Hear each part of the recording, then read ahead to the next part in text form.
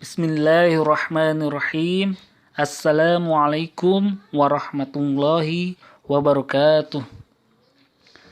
Innal hamdalillah nahmaduhu wa nasta'inuhu wa nastaghfiruh wa na'udzu billahi min shururi anfusina wa min sayyiati a'malina. May yahdihillahu fala mudhillalah wa may yudlil fala hadiyalah. Asyhadu an la ilaha illallah wahdahu la syarikalah wa asyhadu anna Muhammadan abduhu wa rasuluh. Amma ba'd. Ustaz dan ustazah yang dirahmati Allah, alhamdulillah, segala puji hanya milik Allah Subhanahu wa taala. Dialah zat yang telah menciptakan langit, bumi dan segala yang ada. Seluruh makhluk ada dalam kekuasaannya dan tiada berdaya tanpa pertolongannya. Salawat dan salam semoga selalu tercurah kepada baginda Nabi Muhammad sallallahu alaihi wasallam. Ustaz dan ustazah yang dirahmati Allah, ikhlas merupakan adab dan akhlak seorang hamba kepada Rabb-Nya, di mana seorang hamba menyerahkan segala bentuk ketaatan ibadah hanya kepada Allah Subhanahu wa taala.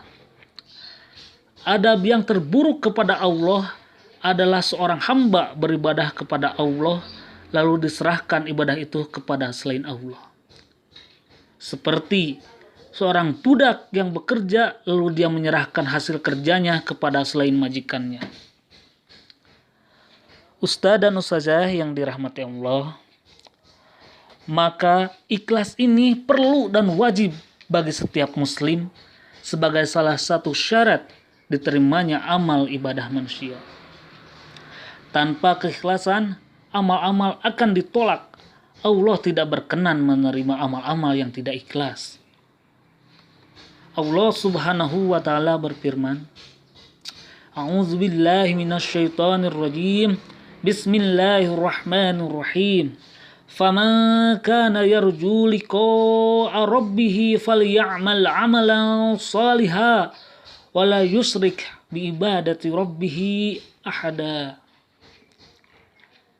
Dan barang siapa yang mengharapkan perjumpaan dengan Tuhannya, maka hendaklah ia mengerjakan amal yang saleh dan janganlah ia mempersekutukan seorang pun dalam beribadah kepada Tuhannya. Ustaz dan ustazah yang dirahmati Allah, ikhlas itu harus kita jaga pada 3 waktu. Pertama, ikhlas ketika kita hendak beramal.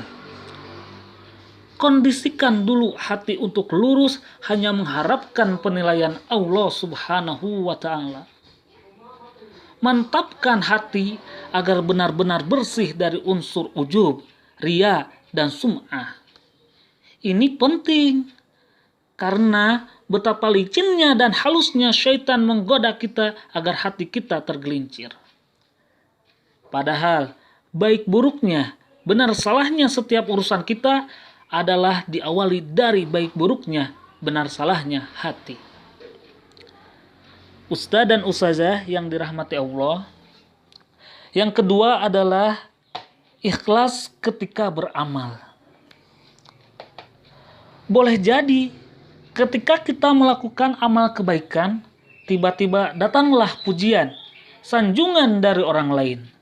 Tentu siapapun akan senang jika mendapat pujian dan sanjungan. Tapi disinilah terdapat celah yang rentan membuat kita terlena dan terbuai, sehingga merasa hebat dan lupa kepada zat yang telah memberi kita kekuatan. Siapa itu ustaz dan ustazah? Ya benar, Allah Subhanahu wa ta'ala. Ustaz dan ustazah yang dirahmati Allah, maka perlu kita untuk bermujahadah menjaga niat yang sudah kita ucapkan sejak awal sehingga kita bisa istiqomah dalam keikhlasan. Ustadz dan ustazah yang dirahmati Allah, yang ketiga, ikhlas setelah beramal. Mungkin ada penghargaan dari orang lain atas prestasi kita, atau bahkan boleh jadi tidak ada yang memuji kita. Malah yang ada justru orang yang tidak menghargai amal kita. Nah, disinilah ustadz dan ustazah hati kita diuji.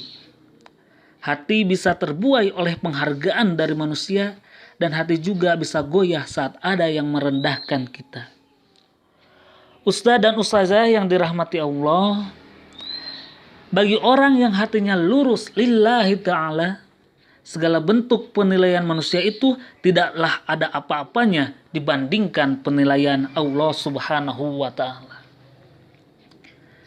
Jika dipuji, maka ia akan memuji Allah dan menyerahkan pujian tersebut kepada Allah.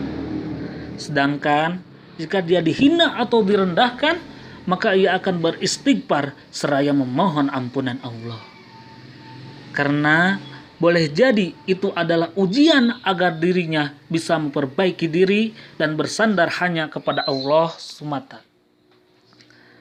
Ustadz dan ustazah yang dirahmati Allah, semoga Allah Subhanahu wa ta'ala senantiasa melimpahkan hidayah kepada kita, sehingga kita menjadi orang yang istiqomah dalam keikhlasan, baik ucapan ataupun perbuatan, tanpa mengharapkan pujian. Amin ya Allah ya Rabbal Alamin. Belajarlah dari seekor nyamuk yang mati karena tepuk tangan. Itu saja yang bisa Ana sampaikan pada kesempatan ini. Kelebihan dari Allah semata, kesalahan dari Ana pribadi. Akhir kata, wassalamualaikum warahmatullahi wabarakatuh.